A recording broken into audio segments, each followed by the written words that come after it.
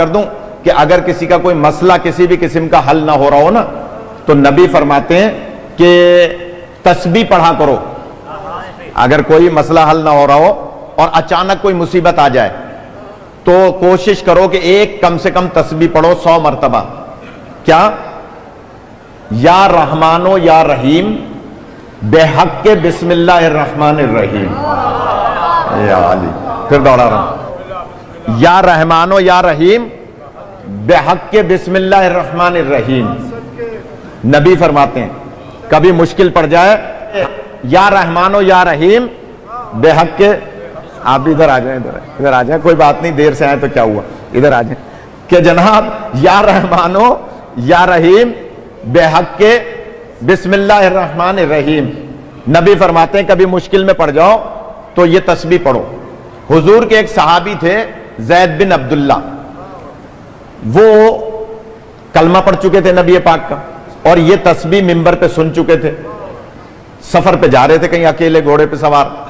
اچھا پہلے زمانے میں گھوڑے پہ اونٹ پہ ایک ہی راستے سے لوگ جاتے تھے، ایک راستہ پیدل والوں کا ہوتا تھا ایک سوار والوں کا ہوتا تھا.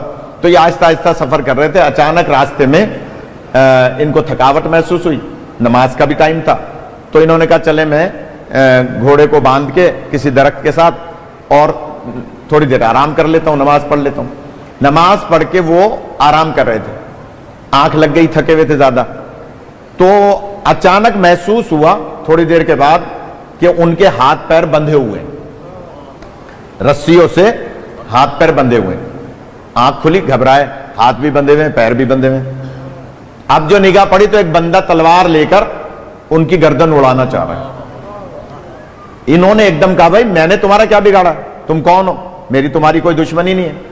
اس نے کہا دشمنی یہ ہے کہ تم نے عبداللہ کے یتیم کا کلمہ پڑھا ہے. یاد تھک گیا آپ. دشمنی یہ ہے کہ تم نے عبداللہ کے یتیم کا کلمہ پڑھا ہے، لہذا میں تمہیں قتل کروں گا کیونکہ مجھے اس سے دشمنی ہے جس کا تم نے کلمہ پڑھا.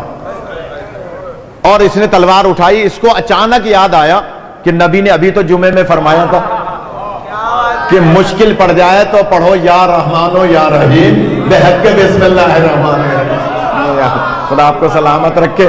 اس مجلس سے کچھ نہ کچھ لے کے جانا ہے تو میں جلدی سے عرض کر رہا ہوں. کہا کہ تسبیح پڑھو. اس نے جلدی سے اتنے وہ تلوار مارتا 3 دفعہ پڑھ لیا جلدی جلدی. یا رحمانو یا رحیم بحق بسم اللہ الرحمن الرحیم، یا رحمانو یا رحیم بحق بسم اللہ الرحمن الرحیم. ابھی تلوار آئی نہیں، 3 دفعہ پڑھ لیا. اچانک ایک آواز آئی خبردار.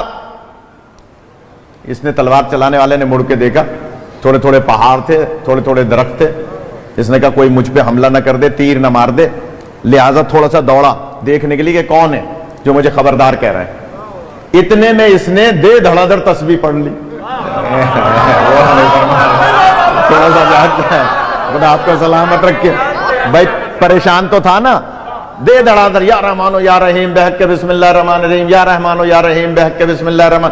اس نے جتنا، کیونکہ نبی کا حکم تھا کم سے کم 100 دفعہ پڑھنا، مگر ابھی 100 دفعہ نہیں پڑھا تھا کہ پھر آ کے وہ تلوار مارنے لگا.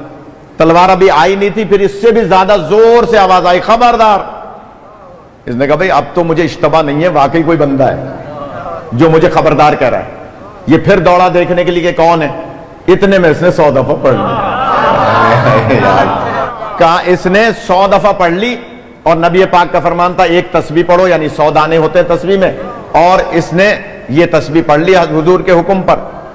اب جب یہ 100 دفعہ پڑھ چکا اور وہ پھر واپس آیا، اس نے ادھر اس نے 100 دفعہ ختم کی، ادھر اس نے اس پر تلوار چلا دی. جملہ کہہ رہا ہوں، کتاب میرے پاس موجود ہے، ابھی چل کے کوئی دیکھنا چاہے دیکھ لے. ابھی تو خیر میں یہاں سے کورنگی جاؤں گا، صبح کوئی آ جائے نماز فجر کے بعد میں دکھا دوں گا، پتہ بھی چل جائے گا نماز پڑھتا ہے یا صرف اعتراض کرتا ہے.